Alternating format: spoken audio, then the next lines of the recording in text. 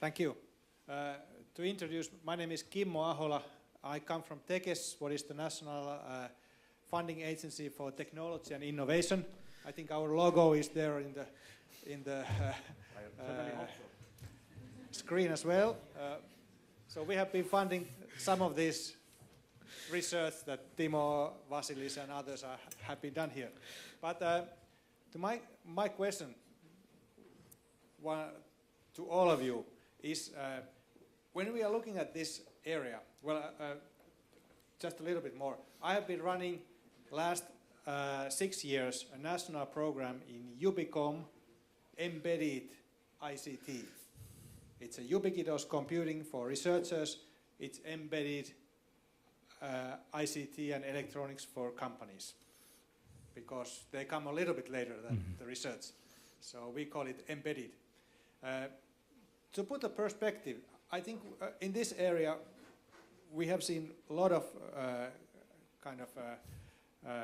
scenarios and future stories. But if we think of ubiquitous computing, 1988 or 89, Mark Weiser made his vision.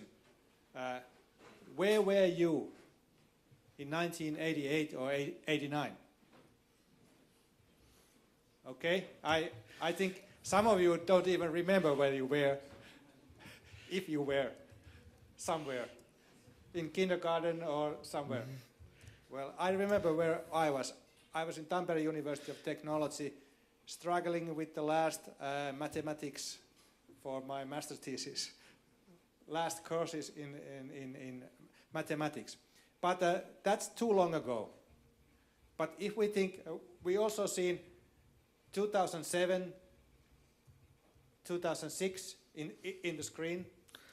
Nokia N95 phone came out.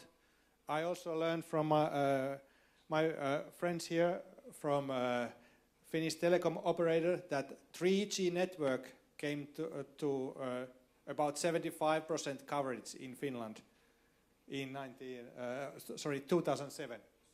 And also something you all know, iPhone was published.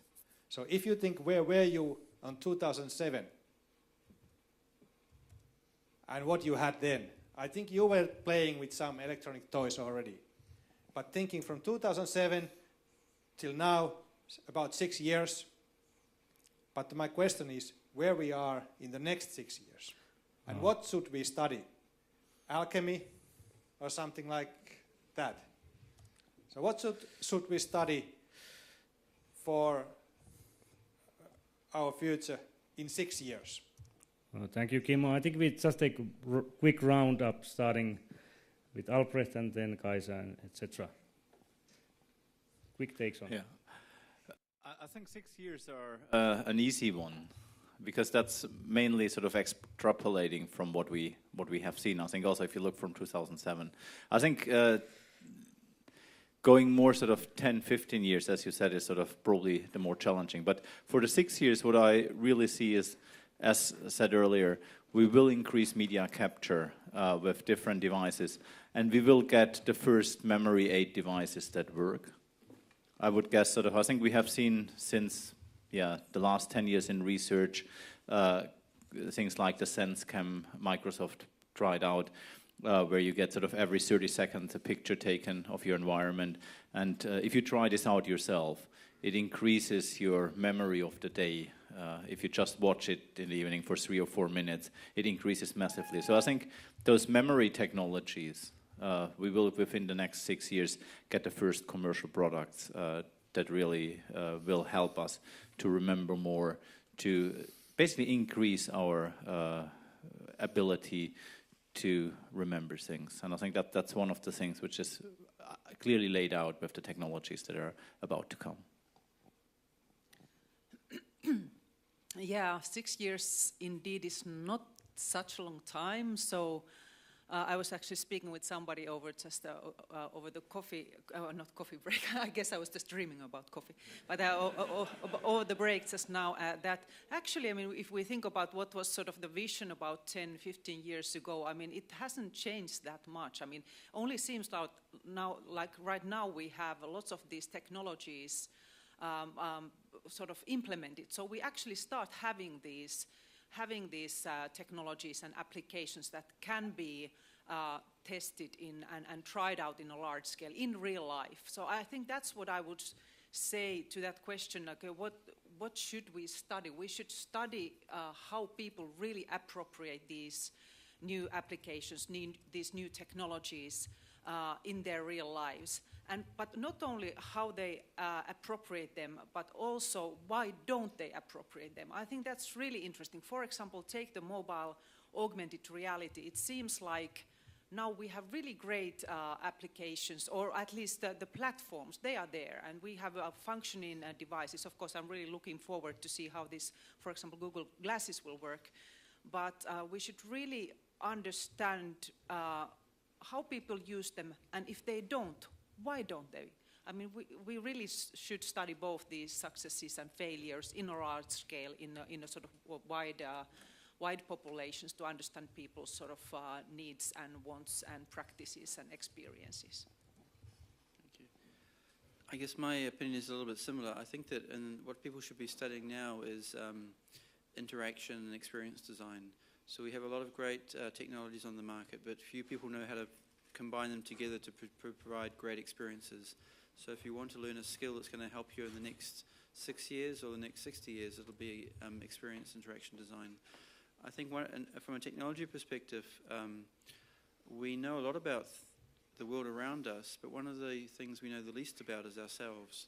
And I think over the next 6 years, you'll see more and more technologies that help us learn more about ourselves. So for example, I'm wearing a Nike Fuel Band, and this tells me how much I'm exercising every day. And you know, until a couple of years ago, this would have been very difficult to record that. And so now we'll see a number of technologies like Fuel Band and other devices that will enable us to record what we're doing, what we're eating, what we're exercising. And once we combine that with our social networks, I think we'll be able to learn a lot more about ourselves than we ever knew before. So I think the takeaway message is to learn about interaction and experience design, and also if you want to develop technologies that help people learn more about themselves.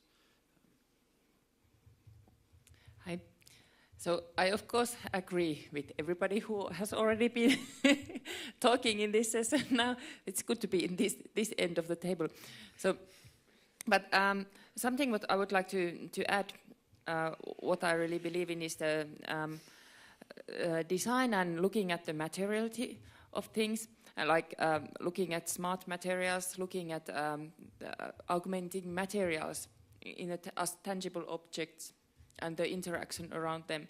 So I think that is one interesting trend. Like in the meanwhile, while we see the computers disappear, then what do we interact with, and how does the smartness actually entwine to our everyday, like physical surroundings? I think that is one aspect to add, which I think it's where we see new things. Well, predicting is difficult, especially the future. I personally avoid ever using the word will. It's especially dangerous to combine it with the word we, about which plenty more later. So probably I agree with Mark here. Know thyself. Study yourself. If I had to pick something to suggest to study well under the general rise of interaction design as the great liberal art of the 21st century, I'd say it's attention. Attention is the coin of the realm. Yours is being bought and sold. Anytime you don't know who the mark is at the table, anybody here play poker? If you don't know who the mark is at the table, it might be you. Anytime something is free, what's being bought and sold, you might ask about that. Okay, so nobody wants to go back to the Stone Age. I don't want to go back to life before aspirin even, right? But going forward seems to require a greater sense of mindfulness always. Studying yourself concerns mindfulness about attention. Only an ignoramus would look at whatever pops up in front of them, right? Or just leave the television running or try to do 6 things at once. And the debate on so-called digital natives is not at all convincing. Anyway, attention.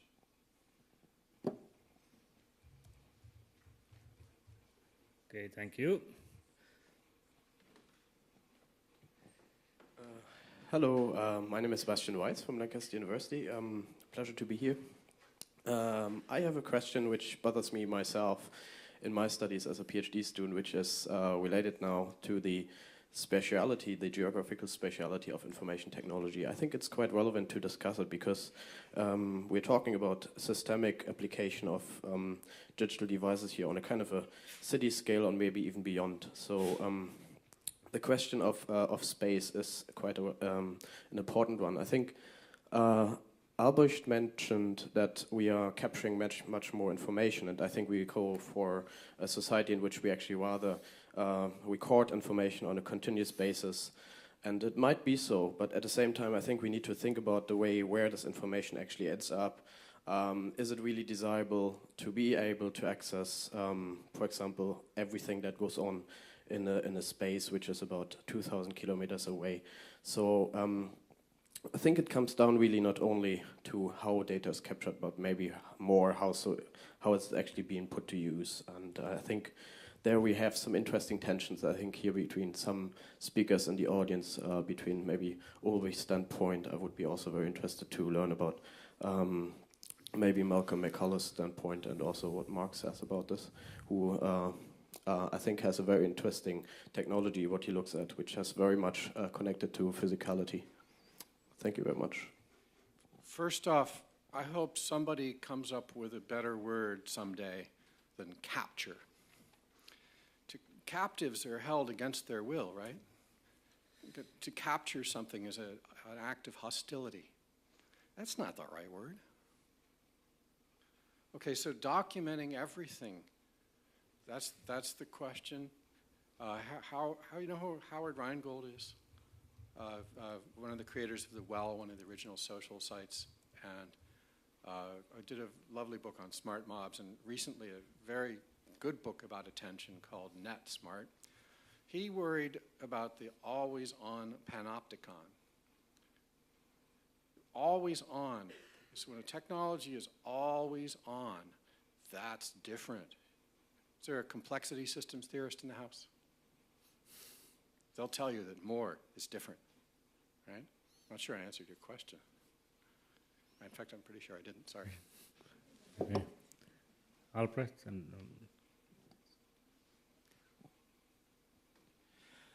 I think we're fooling ourselves if we think sort of the documenting, if we don't use the word capture, is not the way forward.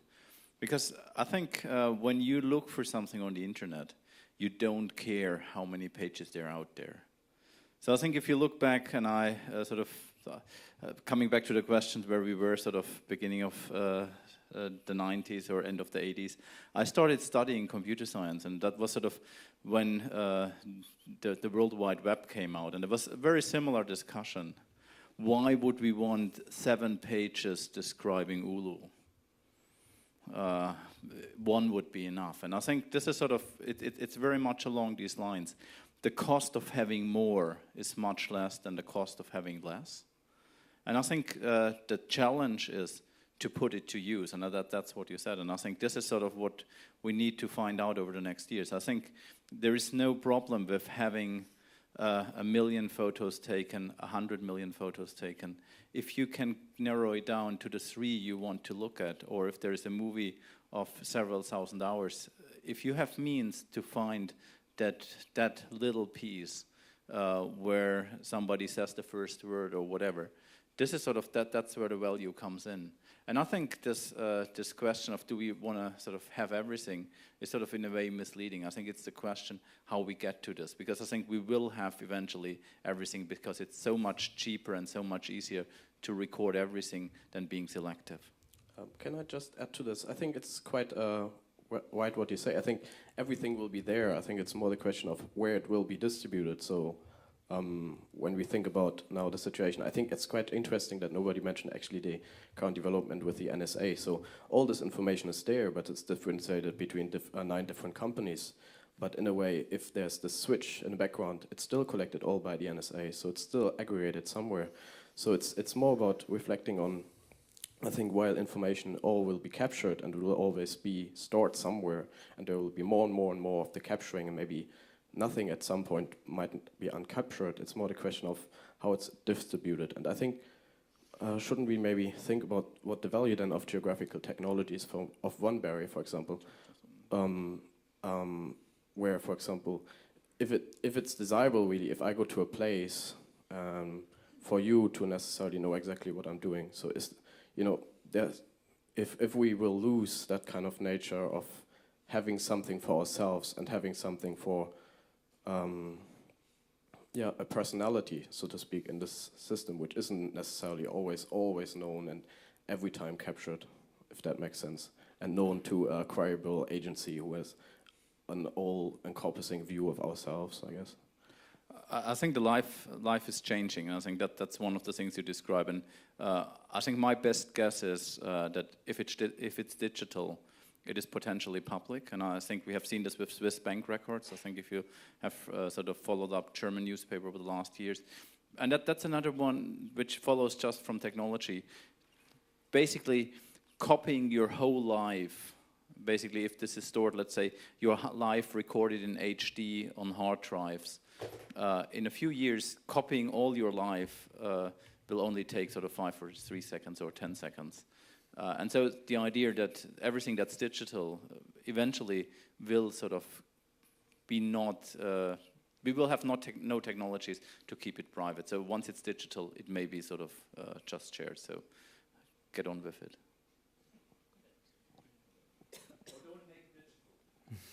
But wait a minute, isn't totality a chimera? Don't only nefarious federal agencies use the word total in their agendas? Think about the last time you paid a lot of money to go someplace wonderful. There's a famous remark that all the science in the world cannot explain what it's like to wake up in a great city. Think about all of the things that happened there that it would be difficult for any notation to describe, let alone to preserve. Think about all of the things that you enjoyed that would be impossible to share. If you're incapable of enjoying something without sharing it, might you have a problem? And so instead of totality, maybe a better word would be abundance, or better than that, how about superabundance? There's a superabundance of information. There's a superabundance of things that can be recorded and shared. That's great, right? But why all this talk about everything? Why all this talk about total? I just don't. I mean, didn't the 20th century teach that that's wrong? That's naive. I would also like to add the interaction design point of view to this landscape. So I think not only like having the information like captured or recorded, documented, and having it stored somewhere, but like with interaction design, I think we should really look at the things like how can we maybe restrict the applications so that not everything is available everywhere or something, because with all this data we easily come to the situation where the user might just drown to all this data. And I think that is with this increasing speed how we add up information and collect information in this world, I think that is something, an area what is worth looking at. Like with the interaction design, if we can make sense to this structure of having everything or virtually everything?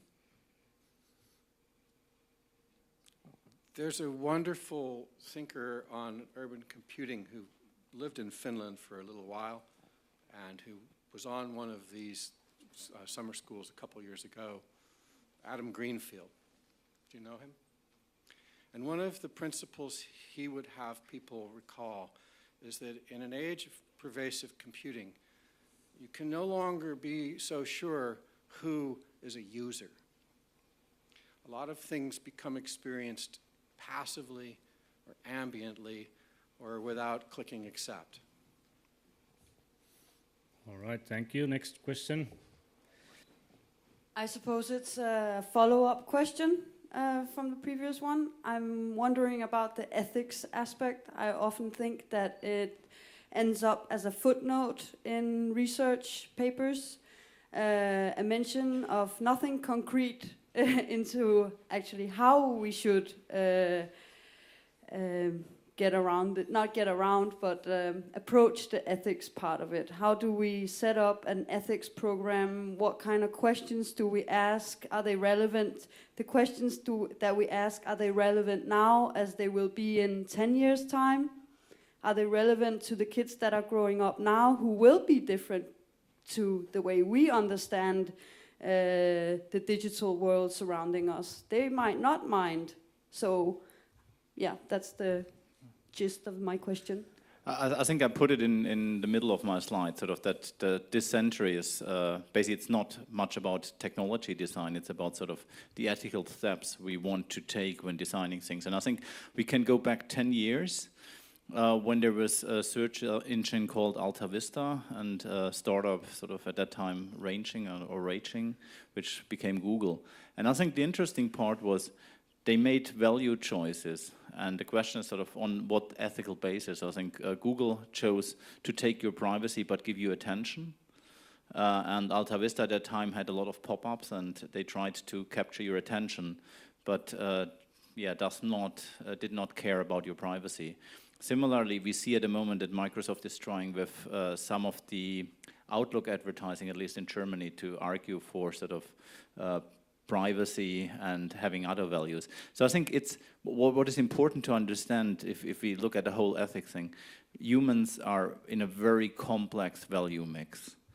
And it's about money, it's about time, it's about privacy. And I think it's really important to trying to understand how this mix fits for us. And I think there comes another problem which makes it even more complicated. It's the competitiveness on a global scale. I think this is another thing. So if we take these capture technologies we talked earlier, if, for example, it becomes feasible to get sort of 10% more clever in whatever metric by using memory aids, can a society, can a country decide not to use it? And I think this sort of it's ethics on a global scale. I think there's another one of ethics with regard to research, and I think there a lot of knowledge is out to do that. But I think it's not about the ethics in the research we are doing. I think it's much beyond that. And I think not doing it in research will leave it to the companies, which is, from my perspective, not necessarily better. And I think if we don't go out and explore it and experimentally explore it, people will explore it by the use of products, and I think that's much worse than exploring it by research.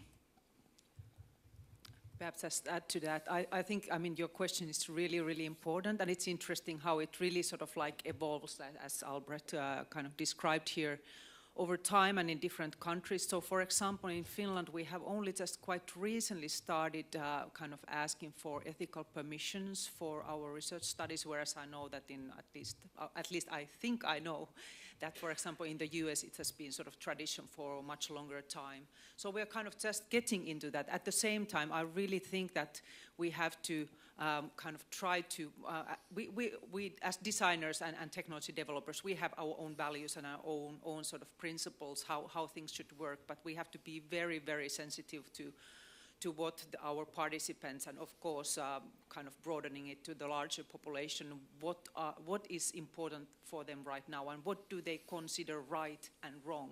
because if they consider something wrong, well, obviously they won't adopt it unless they for some reason have to, and then they will have really bad experiences and they will be unhappy. So yes, I mean, I think it's always good to remind us. We don't always remember about these sort of ethic principles, so I think it's really good to sort of keep that clear in our heads.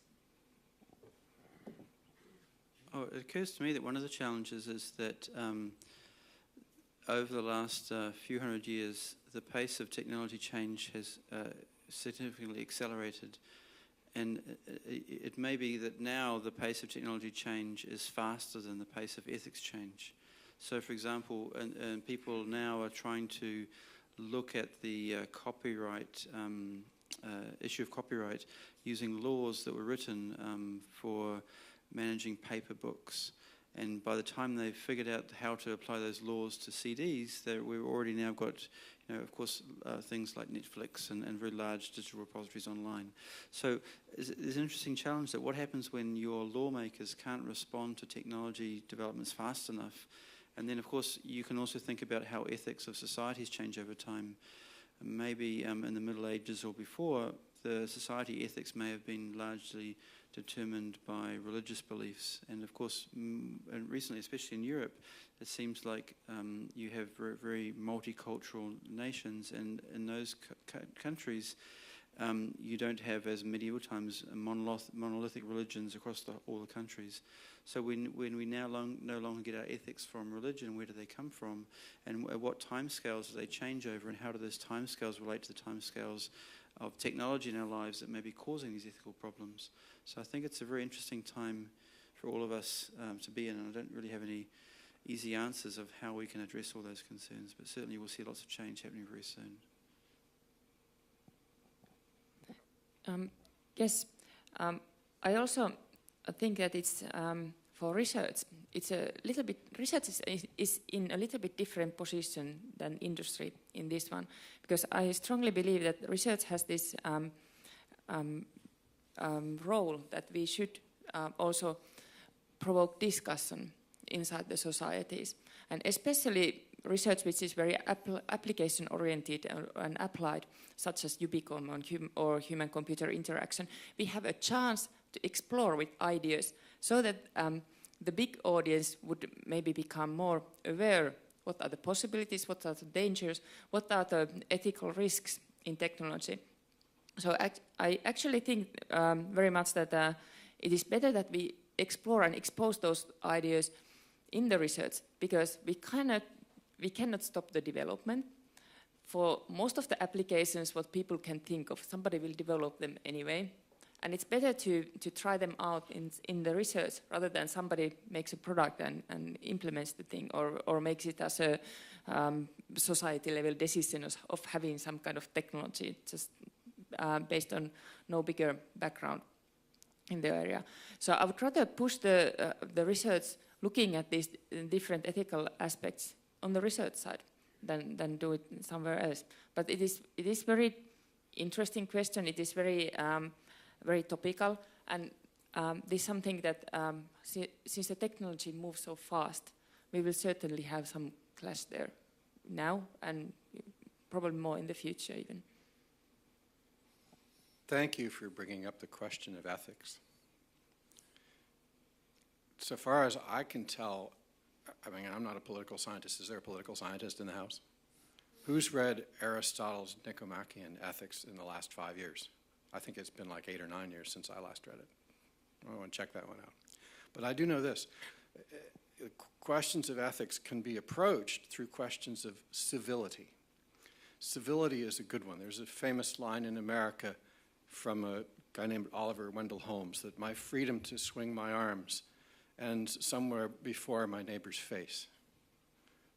Civility is put to the test all the time by technologies, and Google Glasses at the moment, right? And when phones first came along, there's a beautiful example in transportation that when people had to ride on train cars together, they learned to civil inattention, to not pry into one another and to be co-present and to be dignified.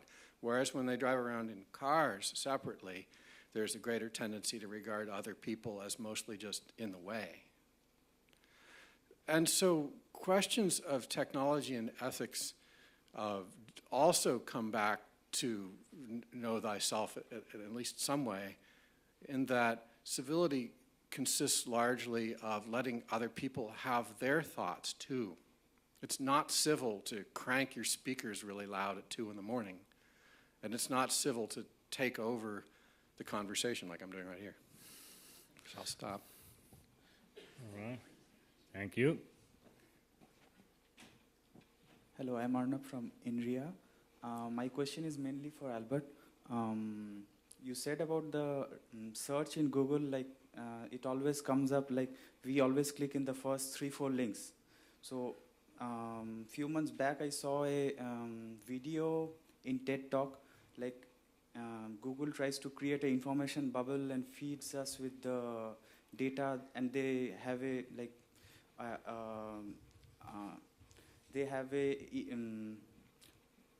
they know what our trends are and what we like to view and stuff. So what do you think, that our trends are always guided by someone's vested interest and some business or something, or maybe on the technology? We would sometimes like to go out of the way and, I mean, not guided by the others' vested interests and stuff. So what do you think? Which trend is better, or what's your view? I think it's not necessarily a vested interest of a third party who guides that. I think at the moment a lot of the things we see, as I said with the sat-nav, probably the sat-nav I have, nobody thought which of the routes I go. They just programmed an I-star algorithm or whatever to find the shortest path. Similar, Google has sort of probably a good idea of what they want to show you. But I think it's something which over the next years is going to happen more, because this is sort of where a lot of money lies. And I think we see also a counter trend. So who of you is using more than one browser, where you are logged in one browser with your Gmail account and the other you are not? And that's sort of everybody. And I think this is already sort of ways we are sort of tackling this problem. So I think, and some people have VPN connections to other countries. So for example, I have a VPN to the US and to the UK, because I get very different results when I search. Even for research papers, I get very different results when I'm logged in the US, in the UK, or here. And so I think it's an interesting question, how much interest of other people. But I think I would guess a lot of the companies make their money by sort of trying to get us where they want us to have. But on the other hand, people are not stupid, so they will sort of create counter measures. And I think it's just to be aware, and I think that's why I put it in the talk quite prominently at the beginning. Whatever we do, typically with what we show people, what we tell people, we influence their behavior.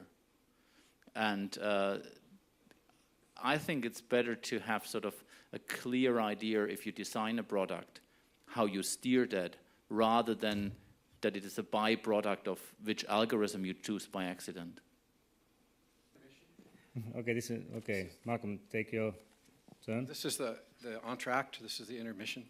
This is about this word, we. I became nervous about the word we under the regime of George the 43rd. America had a brush with post-democratic life about 10 years ago. It's all over the media this week how many infrastructures are in place for somebody who wanted to be a tyrant. I think it even made that leftist rag The Economist. So I looked into the word and found a really amazing novel from Russia. I know from Soviet, right? From the 1920s. By someone named Yevgeny Zamyatin. Show of hands, does anybody know that one?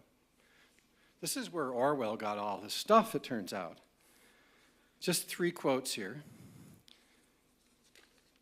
One day, all 86,400 seconds will be on the table of hours. Quote number 2. Everything is inside the mirror, and it's inside you. After all, these handhelds are just a stage on the way to the implants, right? 3, you can see how the mighty power of logic cleanses all it touches. kind of obscure. You'd have to go see the novel. But Churchill, ever one for a quote, that British fellow Winston Churchill had this to say about the Soviets. I'm sorry if you're a Bolshevik sympathizer, this will not help. There is not, you may know this one, it's worth reciting though. There is not one single social or economic principle or conceit in the philosophy of the Russian Bolshevik, which has not been realized, carried into action, and enshrined in immutable laws 1,000,000 years ago by the ants. Well, the collective brain, there is a great movement going on, what has been going on, called the Maker Movement. And I think it also relates to the question of ethics that I asked earlier, because it means that people take ethics into their own hands and take responsibility of how technology is formed, more than it comes down from a top-down approach from governments or research institutes, but comes from people themselves, because they are the creators of the technologies that they use, or are able to adapt the technologies that they use into the way that they feel that they should be used. So that the we does not become a large we, but a lower capital we. So the question is, do you agree? I do run an Arduino workshop each winter. So yeah. If it's all I, oh, definitely do you have some problems with knowing thyself. That's called ego problems. So there is a middle ground somewhere where we, as people that you actually do things with, and there is a strong argument in the whole science of attention for how groups know more than individuals, right? Do you know who Clay Shirky is? He calls it cognitive surplus. So it's not like going back, not to the Stone Age or to life before aspirin, but it's not like going back to some 18th century isolated, disembodied mind. There is some group thing going on for sure. The thing that's worrisome to me is that people refer to we as the one state. I think it was conflated into a single word in Zamyatin too casually. There need to be more words for the kinds of emergent DIY organizations that are neither the market nor the state, that Eleanor Ostrom wrote so beautifully about in her economy of the bottom-up network social production. It may not be Web 2.0, but there are all kinds of other ways that people are self-organizing resource management schemes where the market and the state can't bother. It's called the long tail, right? All the things that happen that are not documented. Remember, the long tail argument is that most products on Earth don't have a barcode on them, for instance. The long tail argument is that most stories that have been told are never written down.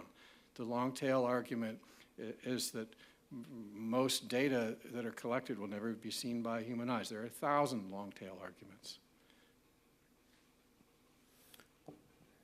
Albrecht? I think the issue of the maker movement is really an interesting one, because you can also turn it the other way around. I think what it requires ethics for a lot of people. So and I think we see it with the many applications developed for mobile devices. The hurdle to create technologies has become really, really low. And I think, when I said over the next days, sort of, it takes an hour to create a digital camera which is fully programmable.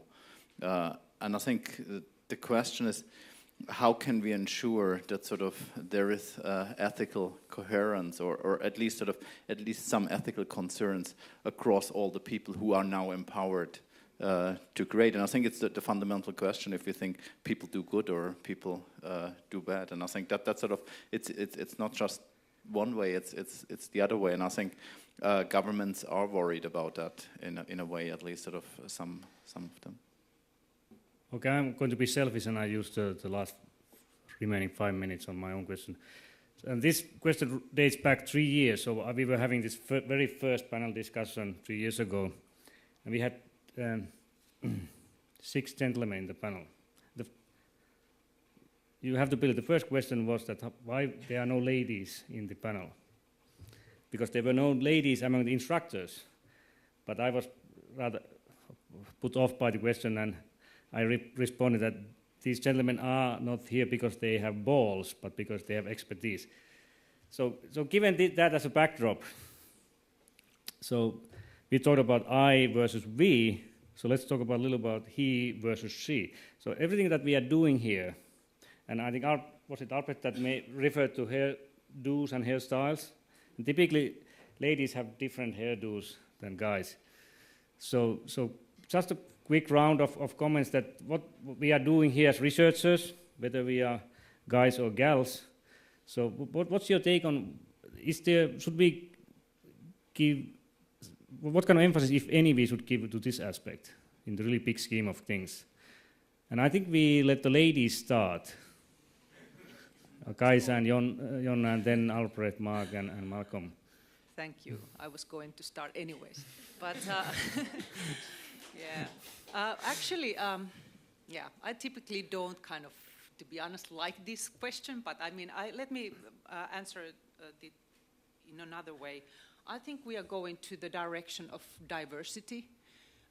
So I think in general in technology development, it's not just about, well, of course, I mean, it's one thing is about gender, having broader, perhaps possibly different viewpoints if we utilize the other half of the humankind in the development. But I think it's more about diversity in terms of the scientific backgrounds, in terms of our cultural backgrounds. So I believe, at least that's my sort of hope and vision, that we are actually just getting more diverse as a developer society or community than what we were perhaps, well, I don't know about 3 or 4 years ago, but at least 10, 15 years ago.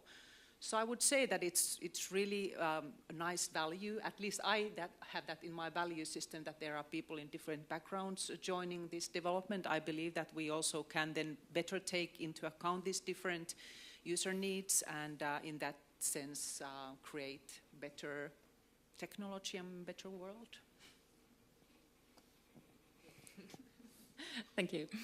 Yeah, so you fixed that, the problem of having no females in the board. I'm really happy that we now have two ladies instructors. This is very rare for us. Okay, so what I would like to say is I very much like what Kaisa said about the diversity in general. So I think that is what we want to see and what we go for.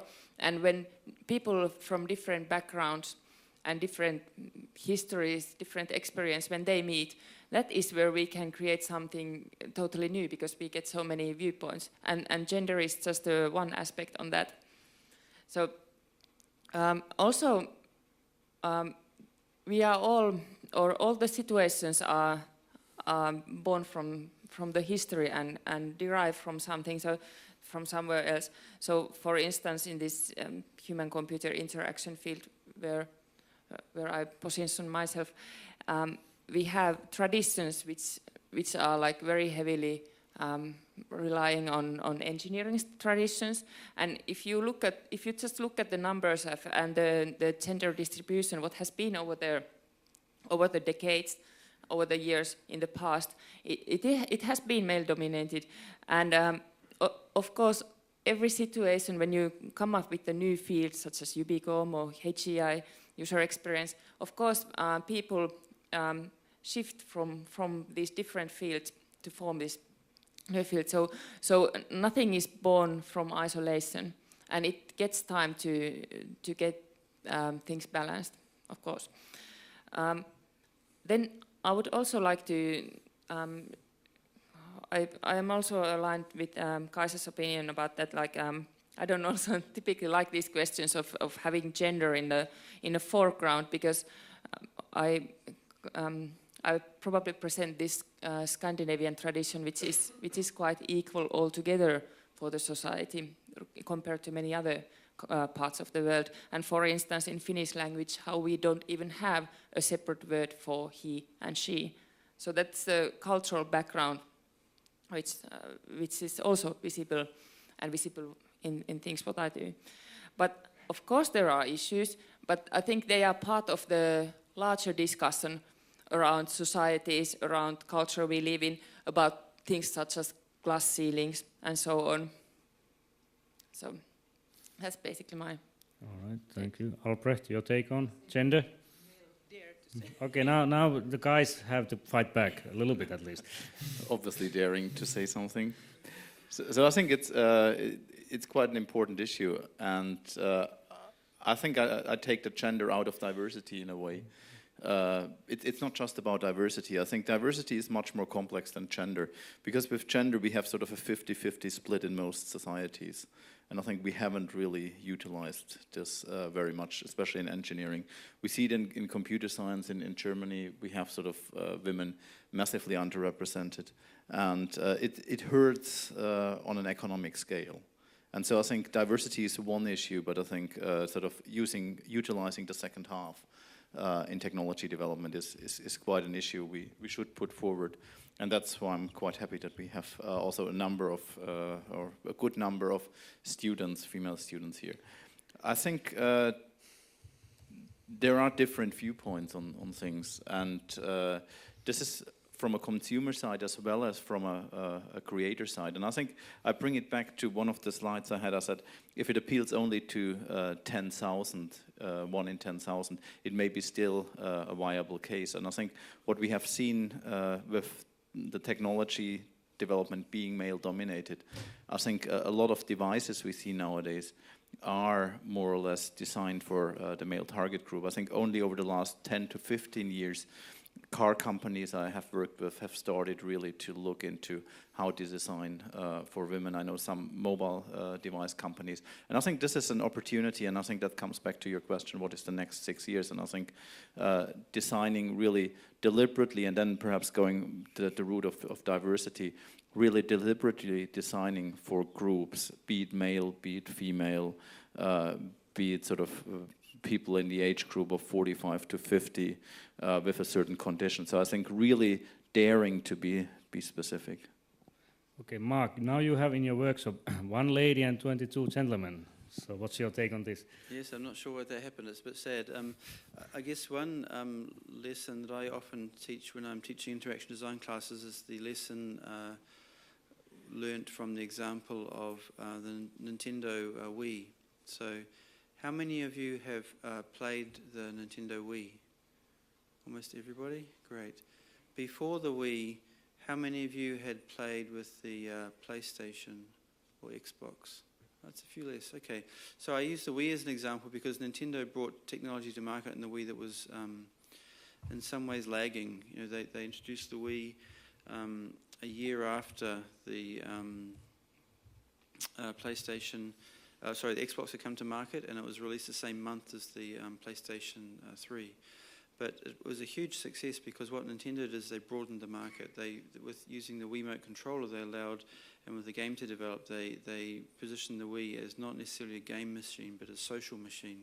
You brought the Wii out if you have parties at home, and you know traditionally the gaming market for consoles at that time had been young men from 15 to 35.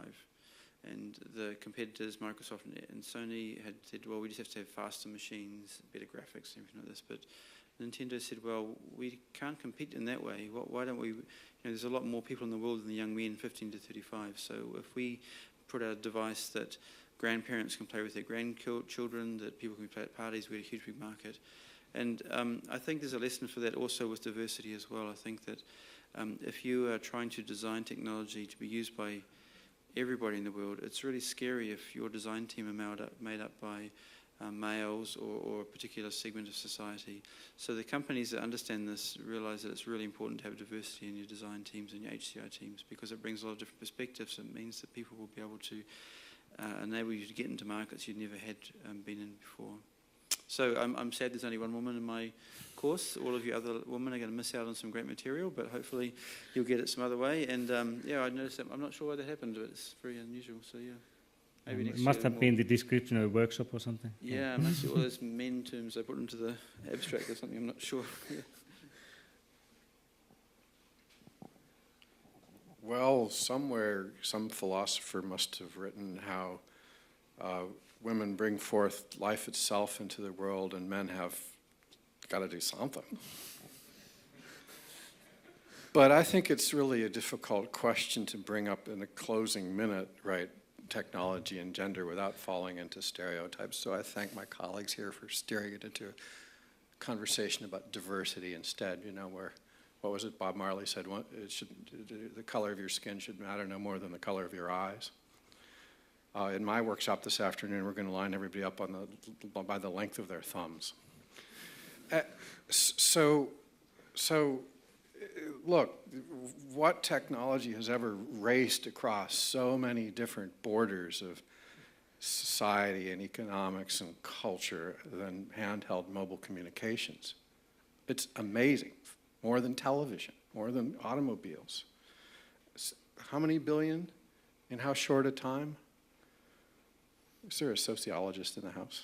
Actually, one came up and introduced herself. I hope there are lots of sociologists in the house. All right, thank you. I'm afraid it's time to conclude. So let's give a big hand to our panelists.